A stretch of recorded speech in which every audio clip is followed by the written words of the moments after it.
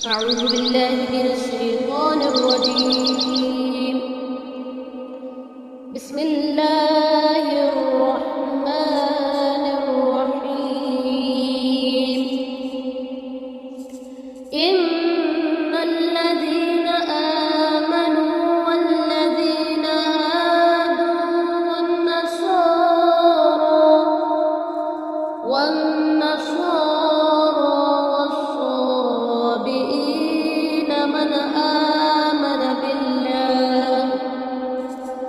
من آمن بالله واليوم الآخر وعمل صالحا فلهم أجرهم عند ربهم ولا خوف عليهم ولا هم يحزنون. مسلمان ہوں، یہودی ہوں، نصاری ہوں یا صابی ہوں، جو کوئی بھی اللہ تعالیٰ پر اور قیامت کے دن پر ایمان لائے اور نیک عمل کرے، ان کے اجر ان کے رب کے پاس ہے اور ان پر نہ تو کوئی خوف ہے اور نہ اداسی.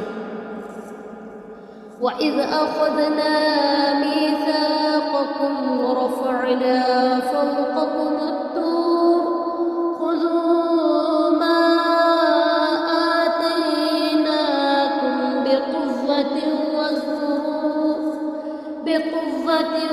واذْكُرُوا مَا فِيهِ لَعَلَّكُمْ تَتَّقُونَ. اور جب ہم نے تم سے وعدہ لیا اور تم پر طور پہاڑ لا کھڑا کر دیا اور کہا جو ہم نے تمہیں دیا اسے مضبوطی سے تھام لو اور جو کچھ اس میں ہے اسے یاد کرو تاکہ تم بچ سکو. ثم توليتم من بعد ذلك فلولا فضل الله عليكم ورحمته لكنتم من الخاسرين. لیکن تم اس کے بعد بھی پھر گئے، پھر اگر اللہ تعالیٰ کا فضل اور اس کی رحمت تم پر نہ ہوتی تو تم نقصان والے ہو جاتے. وَلَقَدْ عَلِمْتُمُ الَّذِينَ اعْتَدَوْا مِنْكُمْ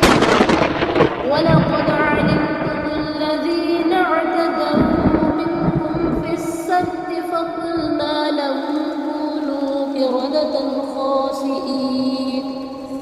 اور یقیناً انہیں ان لوگوں کا علم بھی ہے جو تم میں سے ہفتے کے بارے میں حد سے بڑھ گئے، اور ہم نے بھی کہہ دیا کہ تم ذلیل بندر بن گئے. فَجَعَلْنَاهَا نَكَالًا لِمَا بَيْنَ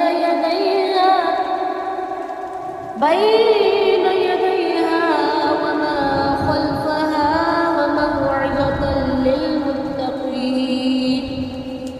اسے ہم نے اگلوں پچھلوں کے لیے عبرت کا سبب بنا دیا اور پرہیزگاروں کے لیے وعظ و نصیحت. وَإِذْ قَالَ مُوسَىٰ لِقَوْمِهِ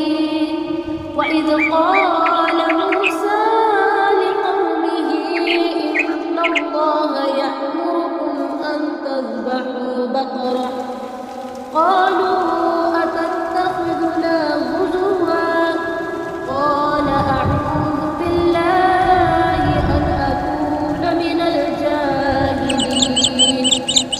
اور حضرت موسیٰ علیہ السلام نے جب اپنی قوم سے کہا کہ اللہ تعالیٰ تمہیں ایک گائے ذبح کرنے کا حکم دیتا ہے تو انہوں نے کہا ہم سے مذاق کیوں کرتے ہو؟